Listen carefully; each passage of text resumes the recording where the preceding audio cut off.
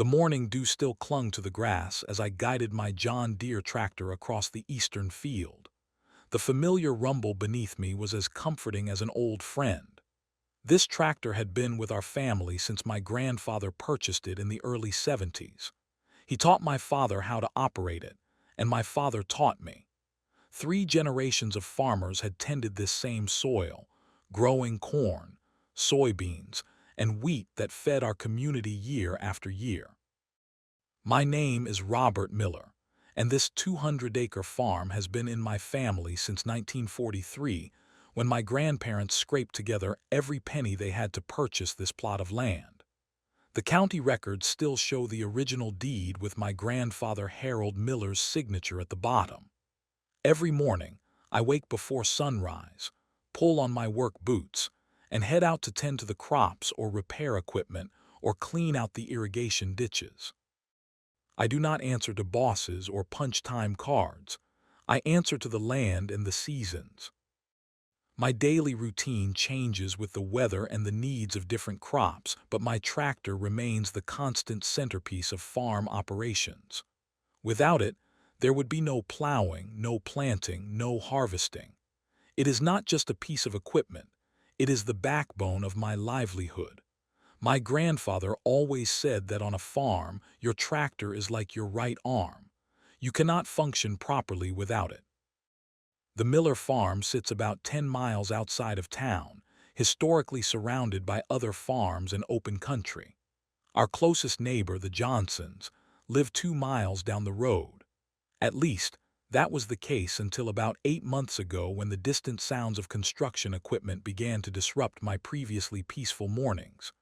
Developers had purchased the old Pritchard property that bordered my eastern fields. I did not think much of it at first. Land changes hands, and towns grow. The soil tells the story of my family. Every furrow contains memories of my grandfather showing me how to test soil quality by touch and smell. Every fence post marks boundaries my father established through honest negotiations with neighbors decades ago. This land is not just where I work. It is who I am. The old farmhouse where I still live is the same one where I took my first steps. The massive oak tree by the driveway is the one my father planted the day I was born. Around March, I began noticing unfamiliar vehicles driving slowly past my property. Sleek city cars with people inside pointing and taking notes. They never stopped to introduce themselves or explain their interest. I would wave sometimes, but they rarely acknowledged me. Then came the survey crews, placing stakes along what I knew to be my eastern property line. When I questioned them, they simply said they were working for the development, and that I should contact their office with concerns. Construction equipment began to gather at the edge of my property line. Bulldozers and cement trucks appeared overnight, carving up the former Pritchard farmland into cookie-cutter lots. The new housing development was taking shape rapidly, transforming rural landscape into suburban streets with alarming speed. Still, I minded my own business. Live and let live has always been my philosophy. One evening in late April, after a full day of repairing irrigation lines in the south field, I trudged up my long gravel driveway to check the mailbox. Among the usual bills and farm supply catalogs sat an official-looking envelope with an embossed logo I did not recognize. Pleasant Valley Homeowners Association was printed across the top in elegant script, with a small image of a pristine suburban house beneath it. Puzzled, I tore open the envelope as I walked back to my house. Why would a homeowners association be sending me mail? I had never signed up for any association. I unfolded the letter and began to read, not realizing that this single piece of paper would soon threaten everything my family had built over 3 generations. The letterhead was elaborate with gold trim framing the words, Pleasant Valley Estates Homeowners Association across the top. Below that, in smaller text, preserving property values through community standards. My eyes scanned down to the body of the letter, and my confusion quickly turned to disbelief. Dear property owner, this notice serves as your first official warning regarding multiple violations of Pleasant Valley Estates HOA covenants and regulations. As your property now falls within our jurisdiction, immediate compliance is required to avoid penalties. I had to read this sentence 3 times to make sure I was not misunderstanding. My property falling under their jurisdiction. That was completely impossible. This farm had been zoned agricultural for decades. I continued reading with growing alarm. Specifically, Section 14.3 of our community guidelines prohibits the visible storage of commercial equipment, farm implements, and unsightly vehicles. The tractor reg. Ulerly parked on your property constitutes a violation of this regulation and must be moved to an enclosed structure, not visible from community spaces or neighboring properties. My tractor. They were referring to my tractor that I used daily to work my own fields. The letter went on to explain that I had 7 days to remedy this violation or face an initial fine of $100, with additional daily penalties of $50 thereafter. Even more shocking, they claimed the right to have my equipment towed at my expense if I failed to comply within 14 days. The final paragraph contained the most absurd claim of all. Please note that according to the updated Pleasant Valley Estates Development Plan filed with the county, portions of your property now fall within common areas designated for community use and aesthetic harmony. It felt like someone was playing an elaborate prank. How could a housing development claim jurisdiction over a working farm that had existed for generations? I sat down at my kitchen table, letter still in hand, trying to make sense of this bizarre situation. Perhaps they had made a simple clerical error and confused my property with another parcel. First thing the next morning, I called the phone number listed on the HOA letter. My call was answered by a cheerful receptionist who put me on hold for nearly 15 minutes before informing me that the HOA manager was unavailable. I explained my situation briefly, emphasizing that there must be some mistake. The receptionist sounded uncertain but promised that someone would call me back. No one did. 3 days passed with no response. I called again, this time more insistently. Again, I was promised a return call that never came. Growing increasingly frustrated, I decided to drive into town to learn more about this Pleasant Valley Estates development that had appeared seemingly overnight. The sales office was a sleek modular building with floor-to-ceiling windows showcasing large maps of the development. A representative greeted me with a practiced smile, assuming I was a potential buyer. When I explained who I was, her smile faded slightly. "Oh yes, the farm property. Let me get the community manager for you." As I waited, I examined the large development map on the wall. My stomach dropped when I saw that a significant portion of my eastern field was colored the same green as areas labeled Pleasant Valley Community Space. This was not a simple clerical error. They had actually drawn their development boundaries over my land. After 20 minutes, a door opened and a woman in her 50s emerged. She wore an impeccable business suit and introduced herself with a firm handshake. "Marjorie Whitfield, HOA President and Community Manager. How can I help you?" I explained the situation as calmly as possible, showing her the letter and pointing out that my property was agricultural land that had been in my family for generations. "There must be some mistake with your maps," I said. "My property extends eastward another quarter-mile beyond where your plans show the boundary." Marjorie glanced at the letter without really reading it. "Mr. Miller, the development plans have been properly filed with the county. The previous agricultural designation is no longer relevant to portions of the land now incorporated into our community plan. But I never sold any land to the developers, I insisted. I never signed any papers or gave any permission for my property to be included in your development. Her condescending smile made my blood pressure rise. That is no longer relevant. The board has made its decision. We expect compliance with our community standards. That tractor is an eyesore that affects property values for our new homeowners. She handed me a copy of their community guidelines, a 50-page booklet filled with restrictions on everything from mailbox designs to permissible shades of exterior paint. I suggest you familiarize yourself with these regulations to avoid further violations.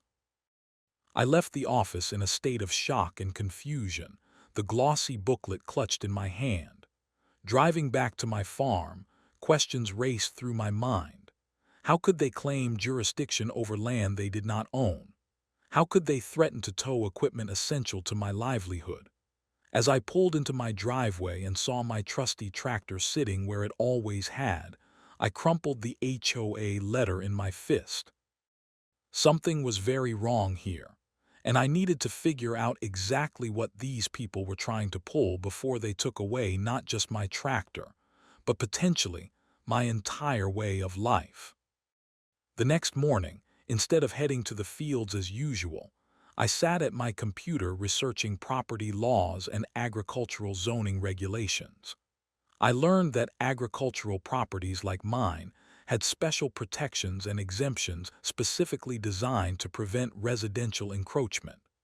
According to state law, agricultural land could not be rezoned without the owner's consent and a formal hearing process, none of which had happened in my case.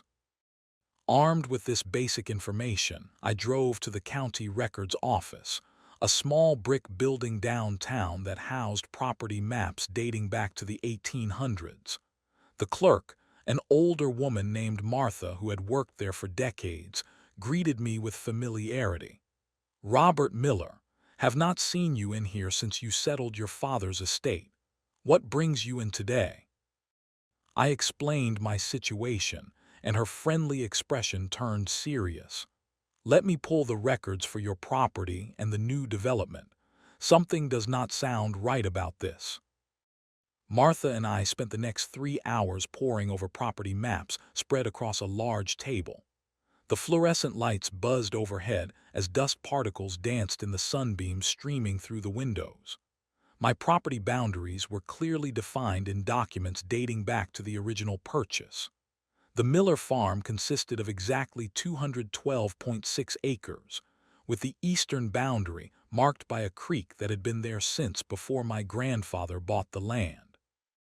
When Martha overlaid the new Pleasant Valley development plans filed just 4 months ago, the discrepancy became immediately obvious.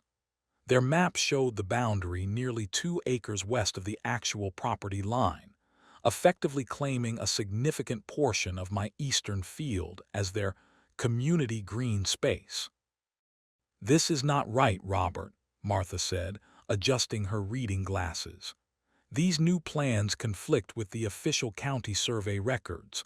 Look here, they have shifted the whole boundary line by almost 100 yards. "How could this even happen?" I asked. "Do not development plans need to match existing property records?" Martha sighed deeply. "They are supposed to, yes. But with all the new growth in the county, the planning office has been overwhelmed. Things slip through, especially when developers submit plans with convincing documentation." She pulled another file, the actual submission papers from Pleasant Valley Development LLC. What we found was troubling. The developers had included a supposed amended survey dated just last year that showed different boundaries than the official county records. This document bore what appeared to be county approval stamps, but Martha noticed irregularities. "These approval stamps are not quite right," she said, comparing them to legitimate documents. And this surveyor's name, I do not recognize it, and I know all the surveyors who work in this county. By the time I left the records office, I had copies of all the relevant documents, including the original property maps and the suspicious development plans. Martha promised to alert the county surveyor's office about the discrepancies. I felt a mix of vindication and growing anger. This was not a simple misunderstanding. It appeared to be a deliberate attempt to appropriate my land. Back at my farm, I walked the eastern boundary with a GPS device, carefully documenting the locations of the original survey markers that had defined my property for decades. Then I photographed the new stakes the development had placed, clearly well within my actual property line. The evidence was mounting that this was not just aggressive HOA overreach but potentially fraud. As I was taking photographs of one particularly egregious survey stake placed nearly 30 yards onto my property, I noticed someone watching me from the newly constructed road that served the development. A man in his mid-30s wearing casual business attire stood next to a parked car, observing my activities with interest. When he realized I had spotted him, he raised his hand in greeting and walked over. "Excuse me," he called out. "Are you the owner of this farm?" I nodded cautiously, not sure if he was another HOA representative coming to harass me. "I am Michael Donovan," he said, extending his hand. "I just moved into Pleasant Valley last month. Something seemed off about those community boundaries they showed us during the sales process." We shook hands and I introduced myself. "What do you mean by off?" I asked. Michael gestured toward the development. "When we were buying our house, they showed us plans for a community green space that extended all the way to a creek. They said it was part of what made the development special, preserved natural areas. But when I walked the actual property last week, I realized there is no creek anywhere near where they claimed.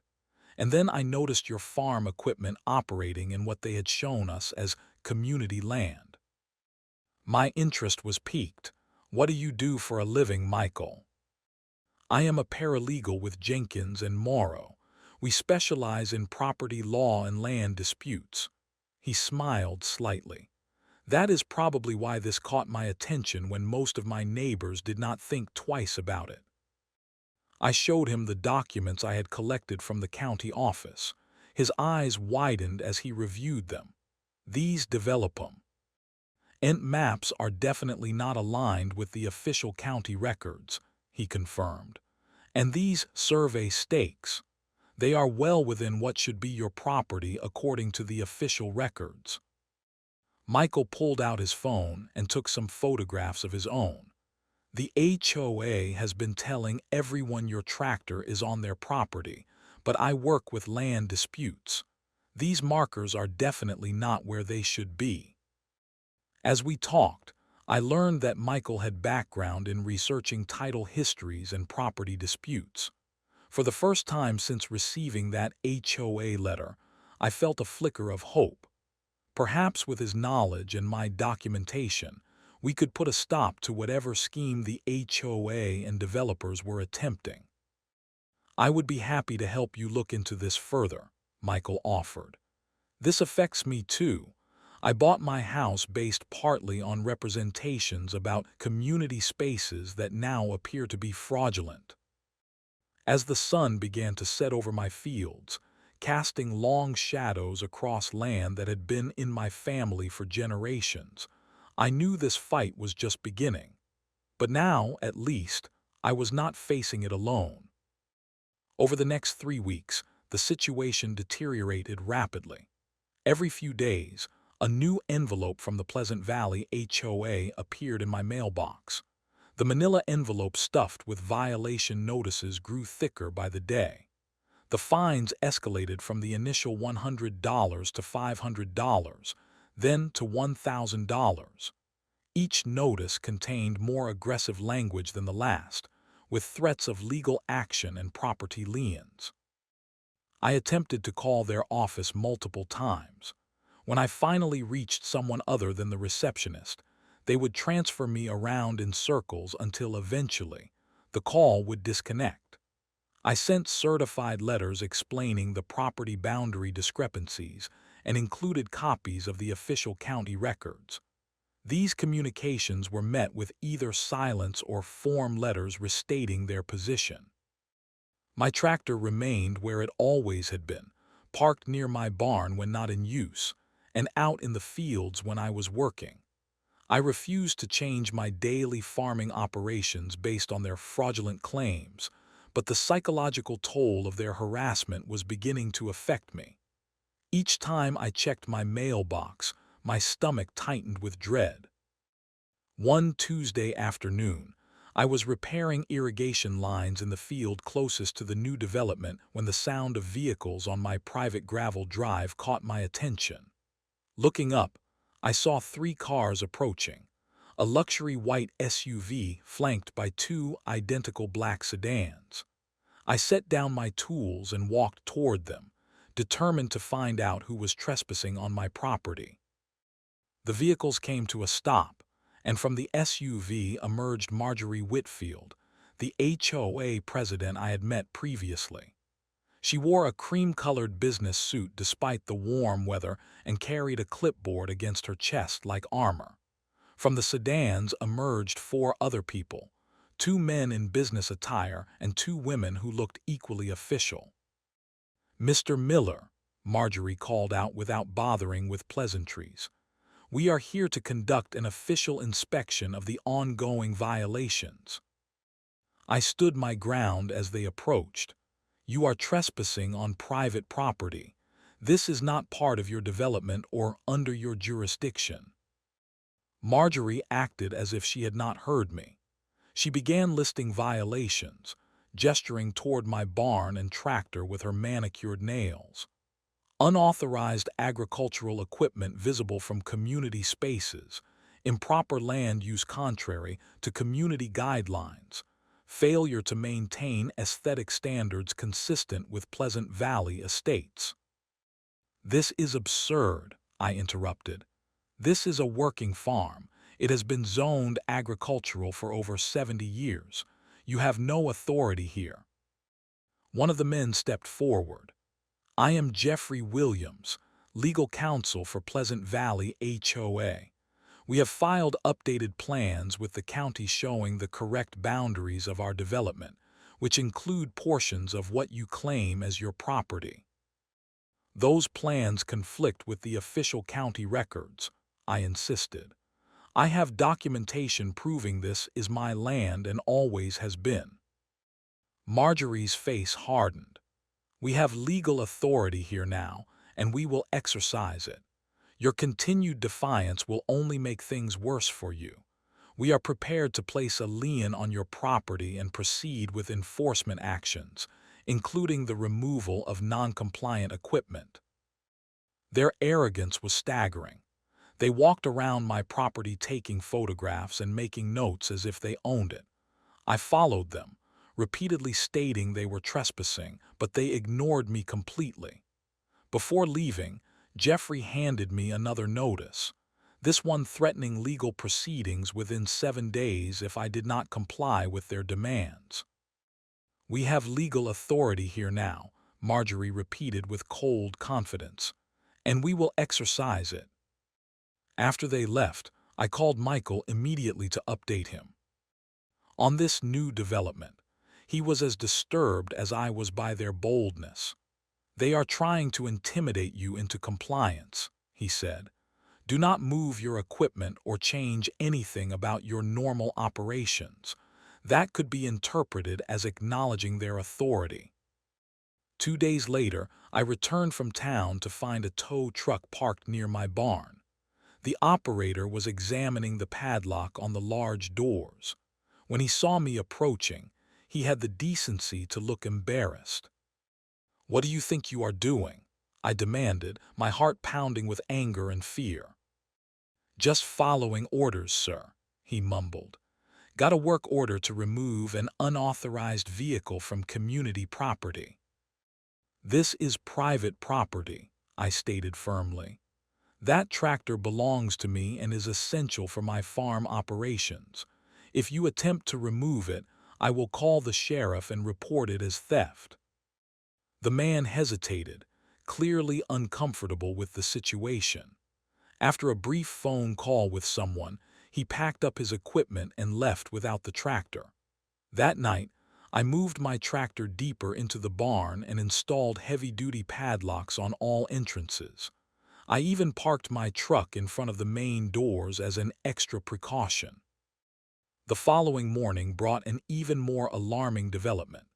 New survey flags had appeared overnight, this time accompanied by metal fence posts driven into the ground.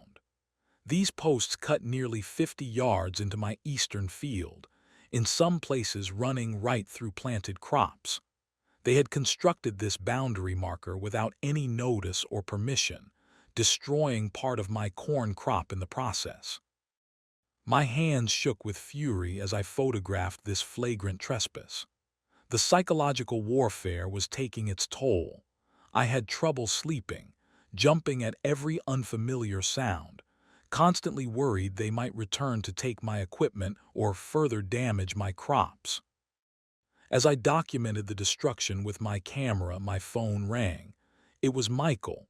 "I have found something," he said without preamble. "Documentation proving they falsified the boundary submissions to the county. We need to act now, before they create facts on the ground that will be harder to reverse." His words gave me a renewed sense of purpose. This was no longer just about harassment from an overzealous HOA. This was a coordinated attempt to steal my land, and I would not stand for it. Michael and I agreed to meet that evening to develop a strategy. As I hung up the phone, I looked out across the fields my grandfather had first plowed nearly 80 years ago. No homeowners association with their manicured lawns and cookie-cutter houses would take what had been entrusted to my care. It was time to fight back. My dining table disappeared under stacks of documents as Michael, and I began the painstaking process of building our case. We spread out property deeds yellowed with age, recent survey records, agricultural exemption certificates, and photographs of the encroaching fence posts. Each item carefully labeled with dates and locations. We created a timeline of events starting with the first appearance of surveyors on my land through to the attempted tractor towing. Using my GPS readings and the official county maps, we documented each survey stake the HOA had placed, proving they were all well within my legal property boundaries. The photographs showed undeniable evidence of trespassing and property damage, where their fence posts had destroyed crops. I estimated the value of the damaged corn at several $1,000s. "We need legal representation," Michael advised. "I know my way around property disputes, but we need someone who specializes in agricultural property rights." Michael recommended Elena Vasquez, an attorney who had successfully defended several farmers against development encroachment. 2 days later, we sat in her downtown office explaining our situation. Elena was a sharp-eyed woman in her 40s who listened carefully, taking meticulous notes. "This is not the first time developers have tried these tactics against farmers," she explained, sliding over a folder of similar cases. "But they rarely leave such a clear paper trail. The falsified boundary documentation alone constitutes fraud. Add to that the harassment, trespassing, crop destruction, and attempted removal of farm equipment. We have a strong case." Elena helped us develop a three-pronged strategy. First, we would file for an emergency injunction to stop any further HOA actions against my property. Second, we would file formal complaints with multiple county agencies documenting the fraudulent survey submissions. Third, we would prepare a civil lawsuit against both the HOA and the development company for damages. The key is gathering as much evidence as possible, Alina advised. Not just about your specific situation, but about any pattern of deceptive practices by this developer or HOA. Michael took this task seriously. Using his connections as a paralegal, he began reaching out discreetly to other homeowners in Pleasant Valley estates. What he discovered was troubling. Many residents had purchased homes based on marketing materials showing amenities and community areas that did not match the actually approved plans. Several homeowners are willing to make statements, Michael told me after meeting with residents. They were shown maps with your eastern field labeled as community green space extending to Natural Creek boundary. They paid premium prices for lots they believed would border protected natural areas. Meanwhile, I contacted neighboring farmers to see if any had experienced similar pressure tactics. Two other agricultural property owners reported receiving letters from Pleasant Valley HOA despite being outside any reasonable development boundary. One had already sold a small parcel after months of harassment, believing he had no choice. As our evidence mounted, I documented the psychological and financial impact of the ongoing situation. I kept a detailed log of time spent defending my property instead of tending to farm operations, calls made to county offices and lawyers, and the toll of constant stress on my health and well-being. One evening, as I was preparing documentation for submissions to the County Zoning Board, Agricultural Commissioner, and Property Records Office, my phone buzzed with a text from Michael. Found something big. Board President Marjorie is sister-in-law to the developer's regional manager. This goes deeper than we thought. This revelation explained much about the HOA's aggressive tactics. It was not just about expanding community green space.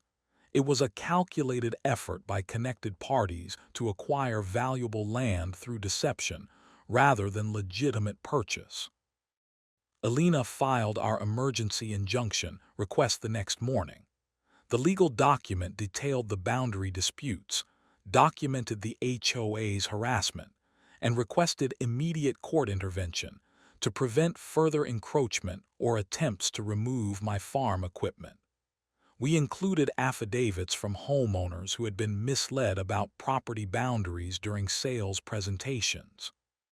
The Agricultural Commissioner took our complaint seriously, especially after seeing evidence that productive farmland was being targeted. Agricultural land conversion is supposed to follow strict protocols, he told me during our meeting. None of those were followed here. This is exactly the kind of development encroachment our regulations are designed to prevent.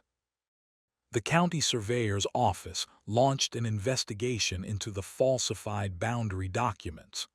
The preliminary response confirmed what we already knew. The developer had submitted plans with property lines that contradicted official county records, apparently hoping no one would notice the discrepancies. 3 weeks into our legal counteroffensive, my phone rang late one evening. It was Alina. "Great news," she announced. "The judge has granted our emergency injunction. The HOA is legally barred from taking any action against your property, equipment, or crops pending a full hearing. Any violation of the injunction would result in substantial penalties." For the first time in months, I slept through the night without waking to check on my tractor or property boundaries. The legal wheels were now in motion.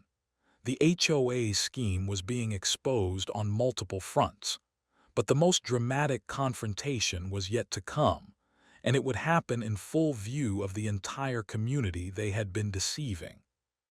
The community center was originally built to serve the rural population of our county, but tonight it was filled beyond capacity. Rows of folding chairs accommodated a mix of Pleasant Valley homeowners, neighboring farmers, and interested community members. The local newspaper had caught wind of the story and sent a reporter who sat in the front row, notebook ready. At the front of the room, I stood beside Michael, Alina, and 3 county officials. The county surveyor, a representative from the Agricultural Commissioner's office, and the head of the county property records department. Our evidence was organized and ready, with key documents scanned and prepared for projection on the large screen. The mood in the room was tense but expectant. Many homeowners had come after receiving our invitation, explaining that they had been misled about property boundaries and community amenities. They wanted answers about why the beautiful creekside nature area they had been promised in sales materials did not actually exist. Marjorie Whitfield arrived 15 minutes late, flanked by Jeffrey Williams, their attorney, and 3 other HOA board members. Her usual confidence seemed to falter momentarily as she took in the unexpected crowd. She had clearly anticipated a small meeting with county officials, not a community confrontation. Alina opened the meeting by explaining its purpose: to clarify property boundaries between Pleasant Valley Estates and the adjacent Miller Farm, and to address apparent discrepancies in documents filed with the county. She then invited me to speak. I projected the overlay of property maps on the screen, showing the historical boundaries of my farm compared to the recent Pleasant Valley development plans. The difference was unmistakable and shocking. "This has been Miller farmland for 3 generations," I explained, pointing to the disputed area. "The creek has been the eastern boundary since my grandfather purchased this property in 1943. Yet somehow, Pleasant Valley's plans show nearly 2 acres of my land as part of their development." The county surveyor stepped forward to confirm that the official county records supported my claims. He explained how property boundaries are established and recorded, and how the plans submitted by Pleasant Valley Development, LLC, contained significant discrepancies that should never have been approved. Marjorie attempted to interject, but Alina politely asked her to wait her turn. Next, Michael revealed his findings about the misleading sales presentations made to homeowners. "Many of you were shown maps indicating that your properties would border protected green space extending to a natural creek," he said, addressing the homeowners directly. "You paid premium prices based on these representations. Yet those amenities do not exist as promised because the land in question is actually private agricultural property that was never part of the development." Several homeowners nodded in agreement, murmuring among themselves. Then came the revelation that changed everything. Michael displayed documents proving Marjorie's family connection to the developer's regional manager, along with evidence of their shared financial interest in acquiring my land for future expansion of Pleasant Valley. "This was never about community aesthetics or property values," Michael explained. "It was about attempting to acquire valuable farmland without paying for it, using HOA regulations as a weapon." The room erupted in angry voices. Homeowners who had been fed lies about community boundaries and amenities rose to their feet, directing questions at Marjorie and the HOA board members. One man demanded to know why he had paid an extra $30,000 for a nature view lot that actually overlooked active farmland they had no right to. Marjorie attempted to regain control, her voice rising over the commotion. "This is all a misunderstanding. The development plans were prepared by professionals and approved by the county. We have acted in good faith throughout." But her authority crumbled as the county zoning commissioner stepped forward, injunction in hand. "This meeting is now an official cease and desist notification," he announced.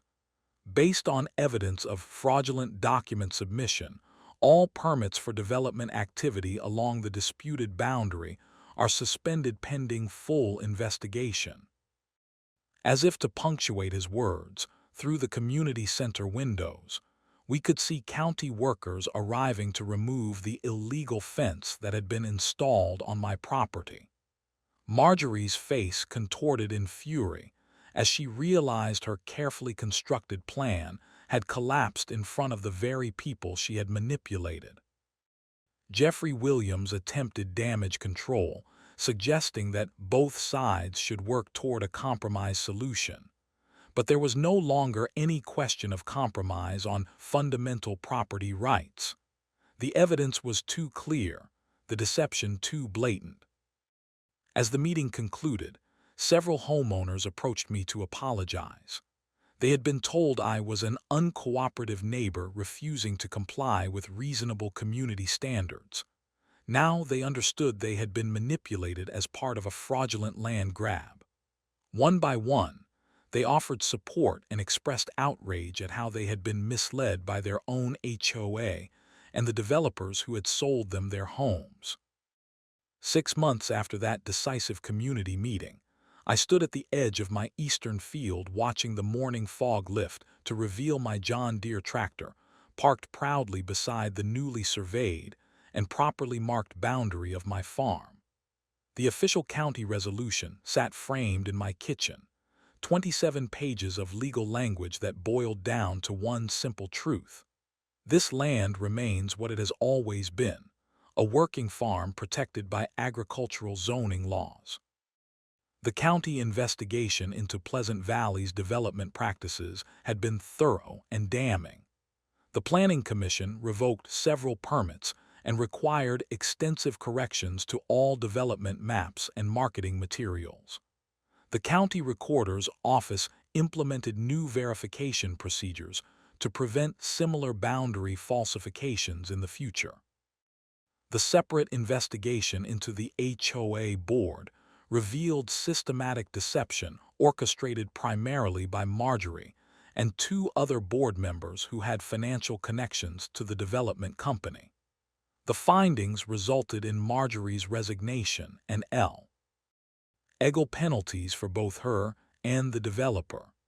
The company was ordered to pay substantial damages, not only to me for crop destruction and harassment, but also to homeowners who had purchased properties based on fraudulent representations.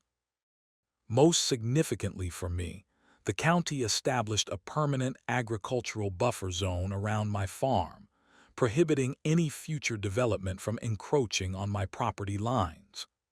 New signage clearly marked the boundaries, and educational materials were provided to all Pleasant Valley residents explaining agricultural zoning protections. The new HOA board, elected after the previous board's dissolution, took a completely different approach to neighboring with a working farm. Rather than seeing my tractor as an eyesore, they embraced the rural character of the area. The board president, ironically enough, was Michael, who had decided to channel his experience with our case into ensuring other homeowners were protected from similar schemes. Many homeowners from Pleasant Valley now stopped by my farm stand, which I had expanded after several expressed interest in purchasing fresh produce directly from their neighboring farm. Relationships that began in conflict transformed into mutual respect and appreciation. Several families even brought their children to learn about farming, curious about the food production happening literally in their backyard.